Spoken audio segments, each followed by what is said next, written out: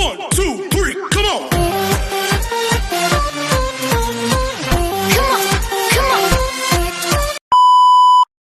Hello beautiful people! Welcome back to my channel. This is your Mama Sam. Hola mga amigo, amiga, kumare at kumpare. Kamusta kayong lahat? Sana lahat po kayo ay okay at safe ngayong araw na ito. At syempre, kung ako naman ang tatanungin nyo, nakikita naman ninyo ang beauty ng Mama Sam ninyo, fresh overload pa rin, di ba? Ganyan talaga kapag umiinom ka ng maraming vitamin C plus kumakain ka ng maraming banana. Dahil sa banana, mas nakakaloka ang kagandahan ng Mama Sam ninyo. Charot! So, kamusta naman kayong lahat? Sana lahat kayo ay okay na okay ngayong araw ng Thursday. So, happy Thursday sa atin lahat ng bonggang-bongga. At hindi lang yan. Syempre, gusto ko rin magpasalamat sa walang sawang tumatangkilik dito sa Mama Sam Vlog, araw-araw, lagi-lagi. Maraming salamat guys sa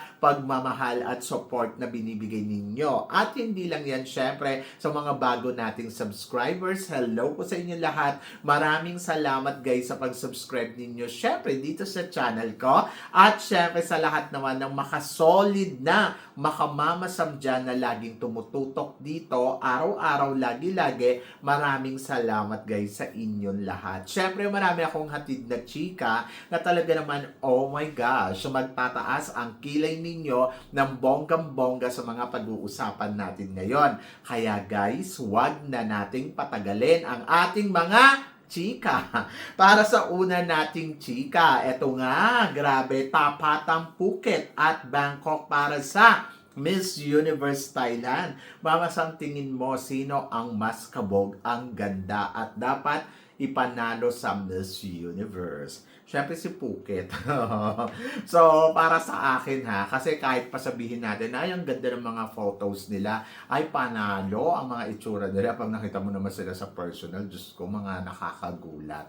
Anyway, ako para sa akin, silang dalawa ay malakas, pero kahit sino manalo sa kanila, hindi ko pa rin nakikitang malakas ang magiging laban sa Miss Universe. Dahil sa sobrang dami na magaganda ngayon sa Miss Universe, wale ang beauty nila. Charot! So, yan. Anyway, ako bahala sila kahit sino ang manalo. Basta ako, nandoon ako, malakas ang pambato natin, tapos. At bahala sila. So, ngayon, eto, dito natin mapapatunayan kung kaya ba nilang tumungtong sa top 5. Kung itong naman ay papanalo nila si Bangkok, Diyos ko, natalo nga yan ni Gasini Ganados, di ba? Si Gasini pa lang yung katapat niyan, ha? Di ba? Hindi na nga siya nakarating sa next round, So, lalo na pag si Bea Milan Windorski. At kahit pa sabihin natin si Phuket ang ipanalo nila, good luck. Basta ang alam ko, parehas sila na hindi ganong kakabog. Kahit sino manalo sa kanila, hindi kakabog sa Miss Universe. So, di ba? So, kayo ba? Tingin ba ninyo? Nakikita nyo ba ang isa sa kanila ay papalo ng bonggang-bongga sa Miss Universe? Nakakatakot ba silang kalaban? Di ba? Parang hindi. So, comment below para malaman ko naman kung anong chika mo. At para naman sa sumunod natin chika.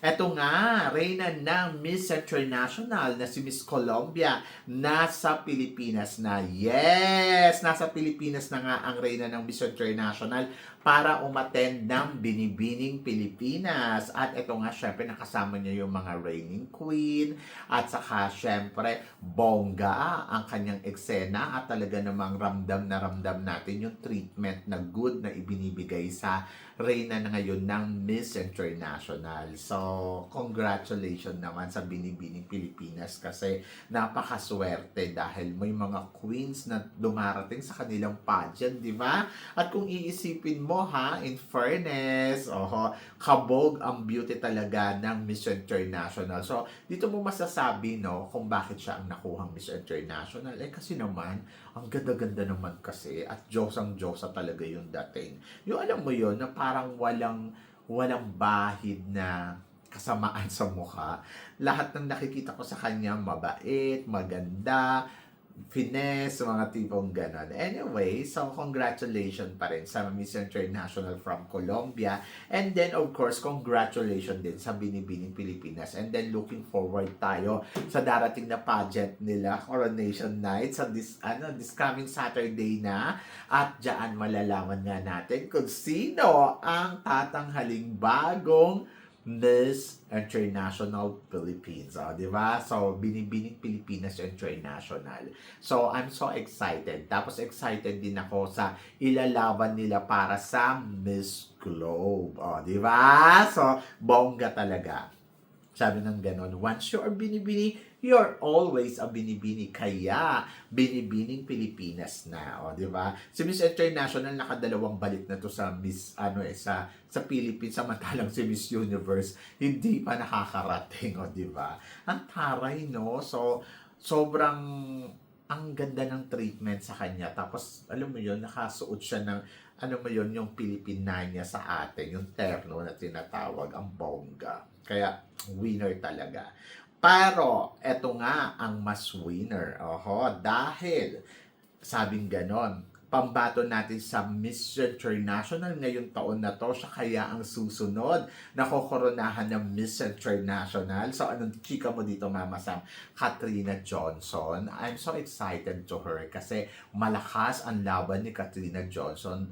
Sa ngayon yan yung nakikita ko kasi alam mo yung naghahanda siya, alam mo na may ibubuga sa Miss International. And then I'm so excited dahil November na rin to. At magkakaalaman ng ganda, magkakaalaman ng palo, magkakaalaman kung mananalo ka ba siya. So, nung nakaraang taon ay nag-fourth runner-up tayo. So, in fairness naman doon sa pambato natin na si Mirna Isguera, talagang grabe yung paghahandang ginawa niya. Pero kasi mas nakaka-excite yung ipinapakitang paandar ni Katrina Johnson bilang Binibining Pilipinas International. At ito na nga matatapos na yung reigning niya. So, syempre, magpiprepared naman na siya for the Miss International. Sabing gano'n, sana daw, maibalik daw yung na parang this year na rin daw lalaban ng Miss International. Para sa akin, okay din lang naman yung ganyan na. Yung alam mo yun, may adjust sila sa sarili nila na parang, malapit na ang Miss International, so maghahanda na sila. Tapos samantalang may bago na tayo, Miss International, at makakapaghanda pa siya ng mas bonggang-bongga, di ba? And then, ayan, so para sa akin, si Katrina Johnson, nakikitaan ko na potential na pwede niyang may uwi ang corona ng Miss International ngayong taon na to. Di ba? So, yun. I'm so excited. Excited ako dahil nakikita ko na talaga naman kumakabog ang beauty ng ating Reyna. Pero eto, hindi ko alam kung may excite ka dito. Dahil ay kanyala. Tuloy ang laban. So, ito nga, after nga ng maraming drama na nangyayari sa social media noong nakaraan, eto na tuloy na ang laban ni Icon Yalak para sa Miss Supranational. Anong chika ko dyan? Ang chika ko dyan, di ba, sinabi ko naman sa inyo. Di ba? Sinabi ko naman sa inyo na lalaban yan. So, parang feeling ko strategy game nila yan na magpahuli at ingay sa social media, may dethrone, may mga getong eksena, pero ang ending ay lalaban pa din at walang sakit, di ba? So, yon. So, all of the sudden, alam mo yon, it's all about drama. So, yon. Sabing ganon, wala daw pera, tapos may nag-sponsor, di go, laban. So, marami naman natutuwa dahil pupunta na nga siya sa supranational. And then, I'm so happy dahil, ayun, napak talaga ang beauty ng lola mo. At ito na nga, banta ba to para sa ating pambato na si Katrina Ligado? Hindi siya banta. Matakot si Miss Indonesia. Charot! Ako, to be honest, hindi ko naman nakikitang ganon. Kasi kung opportunity na lumaban, di lumaban. Maraming pinagdaanan si Icon Yalak bago makarating dyan. Bago siya umalis. Kumbaga parang, kung late lang naman ng 2 araw, di ba? So, bukas pa darating yun. So, maghahabol siya. Naganap na yung session ceremony yesterday, and then, ayan. So, since naman na pumayag naman yung organization na sumunod siya, edi go, go, go lang. Yung chance, malaki yung chance, pwedeng manalo, pwedeng hindi, di ba? So, depende. Pero kasi si Icon Yalak, Diyos ko guys, nakaka-excite ang magiging drama niyan, makaka-excite ang mga eksena na gagawin niyan sa Miss Supranational. At parang feeling ko hindi naman sila nagkamali na i-push. Oho. Kung kaya naman kasi i-push, edi i-push. Eh di ba ayun nga yung naging problema kasi nila yung financial. Ayun yung totoong dahilan kung bakit hindi ito makaarangkada ng bonggang-bongga kasi yung mga sponsor at mag-i-sponsor sa kanya hindi nga tinupad yung pangako sa kanya. Dahil hindi ko alam kung bakit. And then, ayan. So, ngayon, nararampa na siya papuntang Miss Supranational. Siyempre, yung iba nagtataas ng kilay kasi parang sinasabi na parang, ano to? So, ako naman, ang tingin ko naman dyan ay, kung kayang i-push, di i-push, di ba? So, eto na, destiny mo siguro to, di go, go, go, di ba? So, I'm so happy for Icon Yalak dahil natuloy na nga. Pero minsan hindi mo rin maiiwasan na mag-isip na parang ano ba, strategy game ba talaga nila to? Pero kayo ang tatanungin ko, tingin ninyo, di ba? So yun, kayo na ang mag-isip at kayo mag-comment below para sa bonggang chika. Di ba? Speaking of Miss Supranational, pambato natin, ayaw magpaawat dahil ito na nga, mukhang nakapagpahinga na ang Katrina Ligado at fresh overload na ang lola mo. At ito na nga, Diyos ko kanina, ang ganda ng pasabog ng lolo mo, talagang pak. Oh my gosh, Katrina Ligado. I'm so excited para sa magiging eksena at ganap ni Katrina dito sa laban niya sa Miss Supranational. Sinasabi ko sa inyo, may laban ang pambato natin kasi naman, Diyos ko, kung ganda ang pag-uusapan talaga. Nag-uumapaw sa ganda ang lola mo at ang gaganda ng mga outfit. Talagang pinaghandaan, aminin. So mukhang nakatulog na siya ng maayos dahil nakita na natin sa mga mata niya yung glow, yung saya. Nung una kasi, syempre pagod, di ba? So ang layo kayo ng biyahe. So ngayon na nandiyan na siya at nakapagpahinga na, nakita naman natin na talagang work na kagad ang lola mo. So, dapat ba tayo mangamba kung darating si Icon Yalak or kay Indonesia na nangunguna sa prediction? To be honest, hindi. Hindi ako kinakabahan. Alam kong lalaban si Katrina Ligado. At kung suswertehin tayo, makukuha natin yung corona. So, laban yan. Di ba? So, yan. I'm so excited for Katrina Ligado kaya. So, naniniwala ako na kaya niyang ilaban ang Pilipinas. At kanino nga, Diyos ko, hindi mo na nga maawat yung kagandahan niya, di ba? So, grabe. Nakakaloka. Pero ito ang mas nakakaloka. Top 5 daw sa Miss Supranational IZ. Indonesia, Venezuela, Ecuador, Spain, at India. Mama Sam, anong chika mo dito? Mga ambisyosa. Di ba? So, ayun ang chika ko. Mga ambisyosa, mga pilingera. So, tingnan natin kung ganyan nga ang magiging top 5 result ng Miss Supranational ngayong taon na to. So, malaman ko kung aabot nga ba si Indonesia, si India, si Venezuela. Parang feeling ko sila yung mga tawag dito, saka si Ecuador pa, si Spain. Parang sila yung mga, alam mo yung mga hoping na, alam mo yung mga feelingerang malalakas. So yun. So nakakaloka.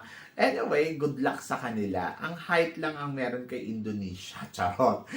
Pero yung ganda, hindi niya maaabutan yung ganda ni Katrina Ligado. Hello. Charot. Anyway, so good luck kung sila nga ang magiging top 5. Si India naman parang Monay. Charot. Hindi ko alam. Pero good luck. Magaganda naman sila. At hindi imposible na sila yung maging top 5. But masasabi ko, lalaban si Philippines sa kanila. So ako para sa akin sa ngayon gusto ko si Brazil, gusto ko si USA, gusto ko si Philippines. Di ba? Ang gaganda, Brazil, USA, Philippines. Ayan, sila yung tatlong mga nakikita ko. Czech Republic. Di ba? Tapos dagdagan pa natin ng isa. Africa. I think si Nigeria. So yan. Or kung hindi, si South Africa. Di ba? So sila yung nakikita ko malakas. Kompleto continent yan, ha? So, yon. Kaya itong mga ambisyosang to, good luck sa kanila. Charot. So, yan. Anyway, so malalaman natin yan sa mga susunod pa nilang eksena sa supranational. At para naman sa sumunod natin, chika, sabing ganon, ito nga, ang hinihintay ng lahat, syempre, Bea Milan-Windorski para sa magiging laban niya sa Miss Universe at si Alison para sa Miss Supranational next year. Sabi ganun, kung hindi daw mananalo si Katrina Ligado, abangan daw ang laban ni Alison. Ako, to be honest, silang dalawa, parang ito yung nararamdaman ko din na pwede din talagang makakuha ng corona yung batch ni Alison saka ni Bea Milan-Windorski. Si Bea Milan para sa Miss Universe, si Alison naman para sa supranational. Pero syempre, abangan natin ang kanilang magiging kapalaran sa entablado ng international stage kung sila nga ba ay papalarin. Sabi ko nga ngayon, parang hindi naman kailangan gumawa ng ingay para kay Alison dahil andyan dyan si Katrina Ligado na lumalaban ngayon. At si Katrina Ligado, kung beauty ang pag-uusapan, may beauty. Pero yung iba, yes, parang nawawalan na ng pag-asa kay Katrina. But huwag kayong mawalan ng pag-asa. May laban ng Katrina Ligado at magtiwala lang tayo sa kanil. Sa mga ipapakita niyang eksena dito. Kumbaga parang abang-abang lang tayo. So, support, ganon. So, ipagdasal syempre natin para mas umarangkado pa ng bonggang-bongga ang Katrina Ligado sa Miss Supranational. So, malalaman natin yan kung tama nga kayo or mali. Charot. So, yon. At para naman sa sumunod nating chika, eto nga, Alexi Brooks. Aarangkada ng todo-todo para makuha ang corona ng MGI All-Stars or Miss Grand Philippines. Well, kung magbi-Miss Grand Philippines si Alexi Brooks, wala namang problema kasi maganda naman ang Alexi ngayon at alam mo, nakikita ko sa kanya yung pagiging reyna, no? So, yun talaga yung nakikita ko sa kanya, yung reynang-reyna yung dating. In fairness, bagay sa kanya ang Reyna. Diba? Reyna Pilipinas, bagay yung title na yun sa kanya. At nararamdaman ko, nakakabog naman ang Alexi Brooks sa laban niya dito sa Miss Reyna Pilipinas para sa MGI All-Stars. So, di ba, sasabihin ko sana Miss Universe. Anyway, so good luck kay Alexi. Malakas ang laban ni Alexi. Complete package si Alexi. May talino, may ganda, tapos ex-senadora, magaling yung kanyang execution. San ka pa? Di ba? Kaya pagkatiwalaan lang natin si Alexi at abangan natin kung ano ang magiging eksena niya sa darating na Reyna Pilipinas mga activity, di ba? Parang wala namang activity, no? So, yon. At para naman sa sumunod na chika, pambato ng Myanmar, pinaghahandaan ng laban sa Miss Cosmo. At ito nga sinasabi, lagot daw ang pambato ng Pilipinas dahil sisiguraduhin daw ni Miss Cosmo Myanmar kanya ang corona. Ay, may ganon. So, ngayon palang naghahanda na ang pambato ng Myanmar. Ano pala ngayon, July. Tapos, ang laban ay sa December and January. Parang wow. Good naman to. Alam nyo, sa totoo lang, sa mga gustong kumuha ng corona, dapat maaga pa lang talaga ay pinaghahandaan na ang laban. Hindi kung kailan ka lalaban sa next week or next month, dun ka palang maghahanda at magpiprepare ng mga gagawin mo. So, katulad ng ginagawa ni Miss Myanmar ngayon, hindi ako magugulat kung makukuha niya yung corona. Paano naman kasi talagang ginagawa nila yung goal nila, di ba? So, yung goal na, alam mo yun, dapat maghanda. Imaginein mo, ngayon pa lang nagtitraining na. Pagkatapos, syempre, yung Q&A niyan, magti-training din yan. So, marami pa siyang mga dapat kasing Pero kasi nandoon siya sa target niya na gusto kong manalo. At walang mali sa ginagawa ni Miss Myanmar para sa laban niya sa Miss Cosmo. Hindi ko nakikitaan na, mali yan, ang aga-aga pa, ka na. Medyo exad lang tayo para sa kanya, di ba? So, ako, para sa akin, yung ginagawa niya, it's good example para sa mga kandidata na gusto talagang makuha ang corona. Sabi ng ganon, kapag may tiyaga, may nilaga. Kapag nagtanim, may aanihin. Kaya ngayon pa lang, nakikita mo na yung determination niya. At maganda to kasi kahit ang organization ng Miss Cosmo, nakikita yung respeto at yung kagustuhan niya na makuha at masungkit ang corona ng Miss Cosmo. So, good example. Hindi yung mga kandidata na parang kung kailan kung kailan ng pageant, doon pa lang maghahanda, di ba? Kung kailan lalaban na, doon pa lang aaligagain yung sarili, tapos ang ending, Catriona Gray, di ba? Ano bang ginawa ni Catriona Gray? Maaga pa lang naghanda na. Ano ba ang ginawa ni, sino ba to? Si Bea Milan Windorski, di ba? Ngayon pa lang naghahanda na. So, tama yung ginagawa ng mga to na malayo pa lang yung pageant para pag dumating na yung pageant, mas relax ka na, mas prepared ka, mas madali mo makukuha yung goal mo na makuha ang corona ng Miss Cosmo. Yung pambato kaya natin, naghahanda na ba? So, yun ang aalamin natin. So, kayo guys, ano guys ang masasabi ninyo dito sa mga pinag-uusapan natin ngayon? I-comment below mo yan para at least malaman ko naman kung ano naman ang chika mo dito sa mga tinatalakay natin. Syempre, maraming salamat po sa inyong lahat sa love and support na binibigay ninyo syempre dito sa channel ko at sa mga hindi pa nakaka-follow at nakaka-subscribe, baka naman, please don't forget to click like and subscribe my channel at i-click nyo na rin po ang notification bell to more updated syempre sa aking mga chika. Sabi ng ganon, always keep smiling and laban lang. So guys, hanggang dito na lang. Hanggang sa muli nating chikahan. See you tomorrow. Thank you guys.